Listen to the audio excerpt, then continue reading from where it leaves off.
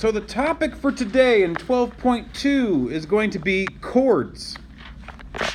Okay, a chord in a circle is a segment whose endpoints are on the circle.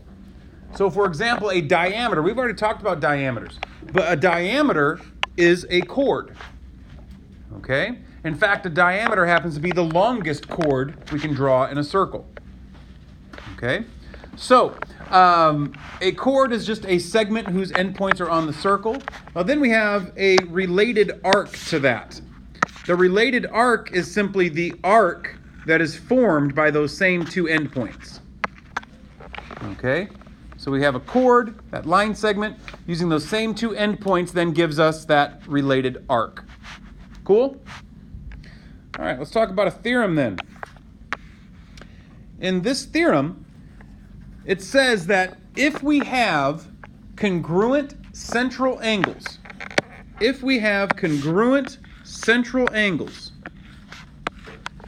then we are going to end up with congruent arcs. And that kind of makes sense because that's how we define the measure of an arc. If this central angle is 45 degrees, then that means that arc is also 45 degrees. Right? That's how we defined that. And so if these two angles are congruent, well then of course this arc up here must also be 45 degrees. That's just the way it works. Right? Now with all of our theorems today, they list the theorem and its converse together. And the converse of this would be, of course, if the arcs are congruent, then the central angles are going to be congruent. Okay? Questions or comments there? Well, let's go to the theorem right below that. This one says, if we have congruent central angles, then those are going to form congruent chords. Okay, now this one I can prove to you using some stuff we've learned in the past. First off, we know that the radii of a circle are always congruent, because that's the definition of a circle, right? And so all four of these radii are congruent. Now what that does for us then is that makes this blue triangle congruent to this red triangle because of side, angle, side. And so then of course, the chords have to be congruent because those are corresponding parts in congruent triangles. Make sense? All right. Well, then, of course, the converse is going to be true. The converse of this theorem says if the chords are congruent, then the central angles are congruent. And that's for the exact same reason in reverse. If we know that the chords are congruent, that then means that these two triangles are now congruent because of side, side, side, which again means the angles have to be congruent because they are corresponding parts in congruent triangles. Cool? Questions, comments? Let's move on to the next one. Looking at the next one. This one says, if we have congruent chords, then we also have congruent related arcs. Okay? Now, the proof for this theorem is really the two theorems up above it. Okay? If you look at the theorem right above this one, we can then say that, well, okay, if those chords are congruent, that means that these two central angles are going to be congruent. I must be shaky right now. Apologize. Low blood sugar. All right. So, I then have congruent central angles. Well, if I have congruent central angles, if you look at the theorem at the top of the page, if I have congruent central angles, then of course the arcs must be congruent. Okay? So to prove this theorem, it's simply using the two theorems above it. All right? So if we're given congruent chords, then we know we have congruent arcs. And conversely, if we're given congruent arcs, we know we have congruent chords. Questions? Let's try an example. Top of the page. In this example, we're trying to find the measure of arc AC. Well, arc AC is this guy right there. Can you see anything in this diagram that's going to help us find the measure of arc AC? The chords are congruent. Line segment AC is congruent to line segment BC. Good. That tells us then what? No, they're not also 7. They're not going to be the same lengths as the chords, but the arcs are going to be congruent, right? And so if AC has a length of X, that means that arc BC also has a length of X, right?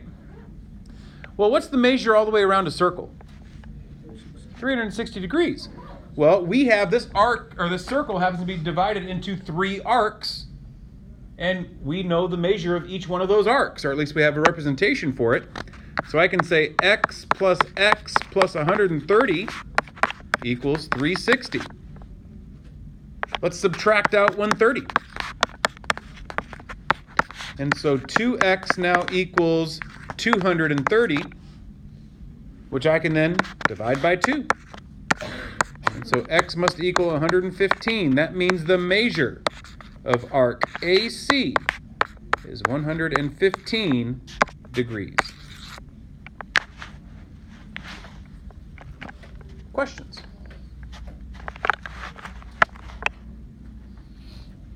No. All right, let's look at the next one. On the next one, make sure to work problems in the easiest fashion possible, okay? We could make this one a little bit more complex, but we don't have to. We are looking for the measure of arc KLM. That's this arc right here, KLM, okay? And we know that the measure all the way around a circle is 360. Well, if I take the measure of arc KLM plus 38 plus 142, doesn't that get me all the way around the circle? Yeah, yes? Yeah, it does. Okay, so that equals 360. Well, 38 and 142, that's 180. So I'm going to subtract 180 from both sides. This goes away. That means the measure of arc KLM is 180 degrees. Done. Don't need anything fancy. Okay? So I've had students ask today, well, then why'd they give us that rectangle in the middle? Why'd they do that? Well, here's why they did that. Okay? They wanted us to see that, well, we could have solved this using that theorem, theorem 12-6, that says if you have congruent chords, then you also have congruent arcs. And so in a rectangle, we know that opposite sides are congruent. So this segment is congruent to this segment. That means LM, that arc LM, must be 142 degrees. And then this segment's congruent to this segment, so that means arc KL must be 38 degrees. And then we could add those two arcs together to give us the arc we're looking for. Okay? And it's a perfect way to do that. There's nothing wrong with that at all. It's just a little bit more work or a few more theorems than the way we did it at first. Okay? Try to look for the easiest method. All right. Questions or comments? No. Let's look at the theorem at the bottom of the page. The theorem at the bottom of the page says if two chords are equidistant to the center, then those two chords are congruent. If two chords are equidistant to the center, then the two chords are congruent. Now, equidistance, why are they telling me I have perpendiculars here? Why are they telling me these two are congruent? Because that's how they're showing equidistant to the center.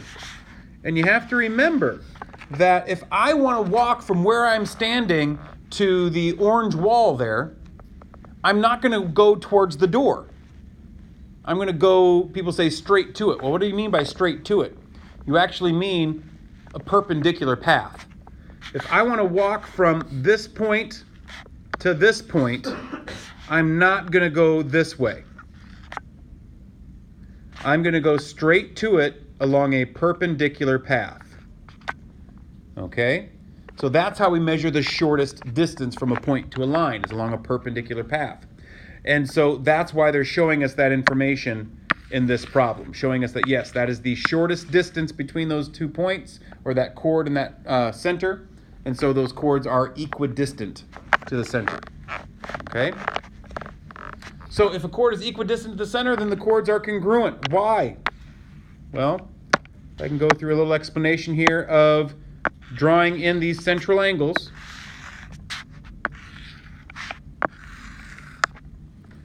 Okay, drawing in those central angles. And if I do that, I know that all of those central angles are, all those radii are congruent to each other. I know they're all congruent to each other because they're all radii of the circle. And so, if I look at this triangle, I have a congruent triangle to actually all 3 of the other ones by hypotenuse leg. It's a right triangle. These are all right triangles. I know the hypotenuse and the leg of each of these little triangles are congruent to each other. So all of those triangles are congruent. Let's say, for the sake of argument, that then this side it has a length of 1.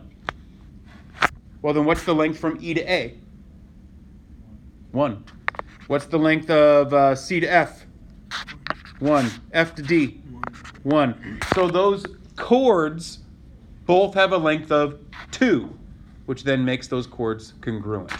Okay? There are other ways I could show you that that's true, but essentially, if 2 chords are equidistant to the center, the chords have to be congruent. Okay? Questions or comments here? Let's try a couple of those examples. Starting up here.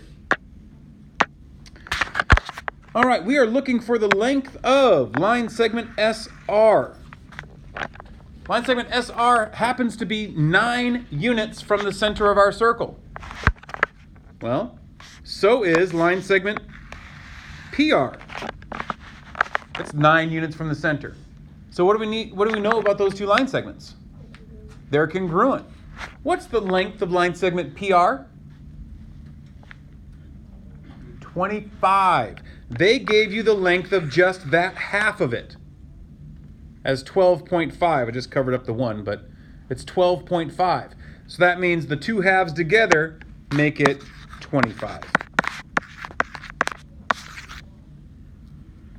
Okay, questions? Problem right below it. In this case, we're looking for x. X happens to be the distance to the center from that 36 unit chord. Well, if this chord is 36 units long, what's the length of the other chord? Also 36. 18 plus 18 is 36. That means they must be equidistant to the center. X must equal 16. Questions? Let's go to the back side.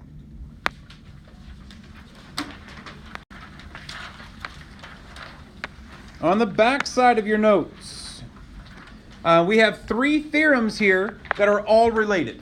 Okay, they're all related, so I'm going to kind of talk about them all at the same time. Okay, and so what we start out with is if we have a circle where we have a diameter and a chord, to where that diameter is perpendicular to that chord. Okay, what happens?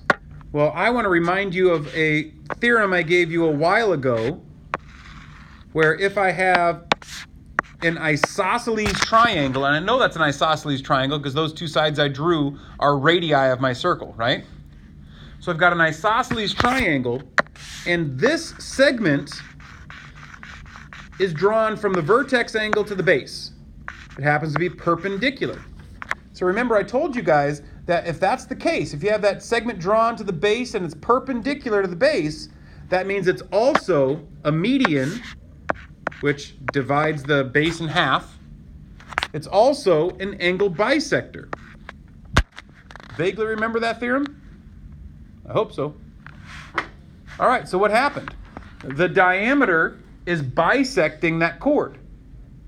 And because this angle right here, angle AOC is congruent to angle AOD, that means that those 2 arcs are also going to be congruent because they're formed. Think of the very first theorem we talked about today. They're formed by congruent central angles. Therefore, the arcs must be congruent. Okay? Questions? That's what they were saying here. If you have a diameter perpendicular to a chord, it bisects the chord and it bisects the arc. Okay? The next theorem says, and this is for the exact same reason we were just talking about, if we have a diameter that bisects a chord, then that diameter must be perpendicular to the chord. And the reason that works is for the same reason as above. I have an isosceles triangle where that segment drawn to my base is a bisector of the base. It's a median. Well, that means it must also be an altitude and it must also be an angle bisector. Okay? So if we have a diameter that bisects a chord, that means it's perpendicular to that chord.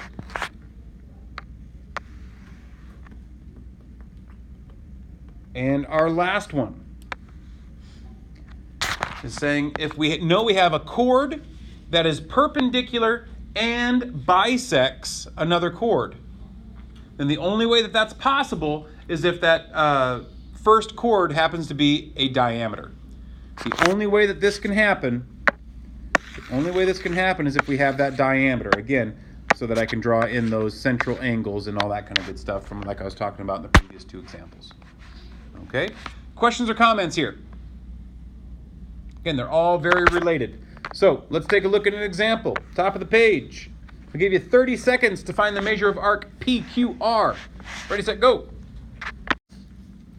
All right, so we have a diameter that is the perpendicular bisector of this chord. Therefore, it's also bisecting the arc, making QR 40 degrees, and so the measure of PQR is 80 degrees. Questions or comments?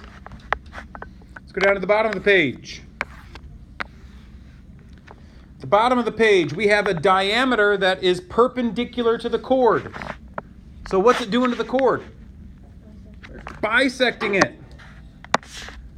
Bisecting it. So that means that 3x, there's a 3, right? Yep, there we go.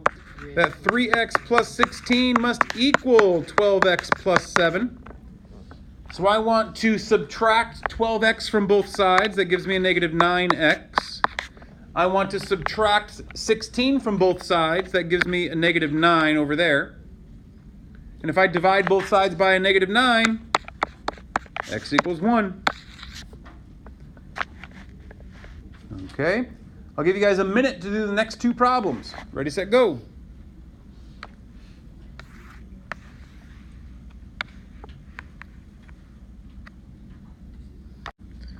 Okay, looking at the first problem. We have two chords, line segment AB and line segment CD, that are marked as being equidistant to our center. So what do we know about those two chords? They are congruent. So that means that 3x minus 11 must equal x plus 9. So I'm going to subtract x from both sides. I'm going to add 11 to both sides. If I divide by 2, I find out x equals 10. Let's look at the next one.